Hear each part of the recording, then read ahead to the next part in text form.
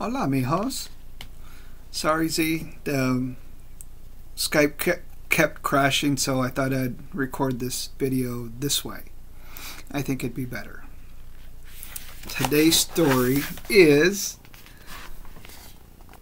Angelica and the King and King Frederick. Oh.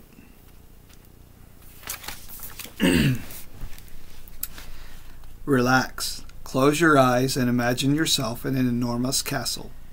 Its thick stone walls and impressive high towers are surrounded by a great moat. This was the home of King Frederick and Queen Veronica, who were both so busy looking after their kingdom that they didn't have much time for their 5 children. King Frederick even called his children by numbers rather than by their names, because he said it was quicker that way.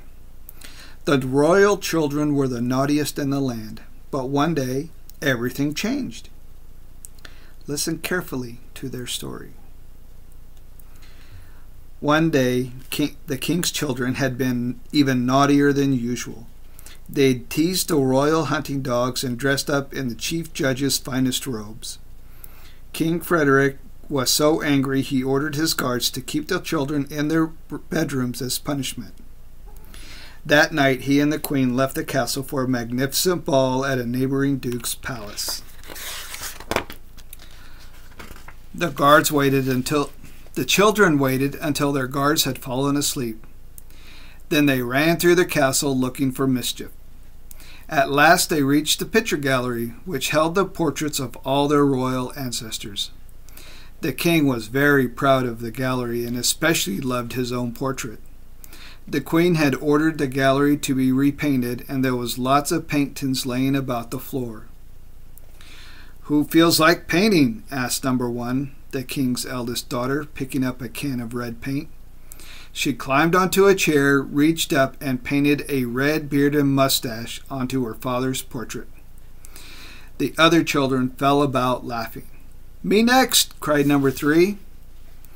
The children screamed with delight as each tried to outdo the other in painting silly hairstyles and faces on the portraits. Next, they had a paint fight, and the whole gallery was spattered in bright colors. Finally, they grew tired. Deciding it was time for bed, they crept back to their room. The king and queen returned from the ball after midnight. "My dear," said King Frederick to the queen, "I'll take a quick look at that picture gallery. I do like to see the family all together there on the wall. It helps me to sleep soundly." When the king saw the state of the gallery, he shouted with fury, "Guards! Who's done this?" The guards knew that the royal children were probably to blame, but they also knew they would be in trouble for failing to keep the children in their rooms. "It must have been village children, Your Majesty," lied the chief guard. "You can see a child's handprints on the walls." "Bring all the village children here," ordered the king. "I don't care if it's the middle of the night." Soon the picture gallery was full of sleepy children and their worried parents. "Who did this?" King Frederick demanded, pointing around him at the terrible mess. Nobody said a word. "If no one owns up, I will punish all the children," he threatened, but still no one moved. King Frederick was furious that nobody had confessed. "Guards, lock up all the children," he cried. The guards looked guiltily at each other, but they were too frightened to say anything. They started separating the village children from their parents. A small girl called Angelica left her mother's side. She slightly pulled on the king's robe to get his attention. "Your Majesty," she said, smiling up at his angry red face, "is it fair that the innocent children have to be punished for the actions of a few guilty ones?" "What?" cried King Frederick. He wasn't used to his orders being questioned. The room fell silent. "I don't want you to be known as a cruel and unjust king," said Angelica gently. "If the guilty children won't own up, then all the children must be punished," said King Frederick firmly. "Does that include your own children?" asked Angelica. "Of course not. Only the village children," replied the king. "Surely all children must mean all the children," said the girl. "The child's right," shouted one of the parents. "The king's unfair," shouted another one. The king was worried. He looked at Angelica. "All right, what should I do, child?" he said. Angelica thought for a moment. Then she said, "Please bring all the children who live in the castle here." All the castle's children, including the royal children, were lined up in a row. Angelica looked carefully at them. "I'm sorry to inform you, Your Majesty," she said, "but it's your own family who are guilty." "You accuse my children?" cried the king. "Numbers 1, 2, 3, 4, and 5, come here."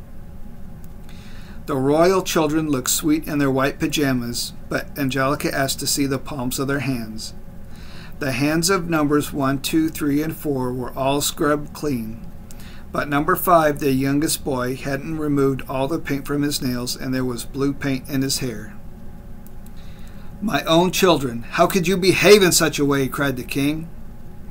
He turned to Angelica and shook her by the hand. "You have saved me from making a fool of myself. Thank you.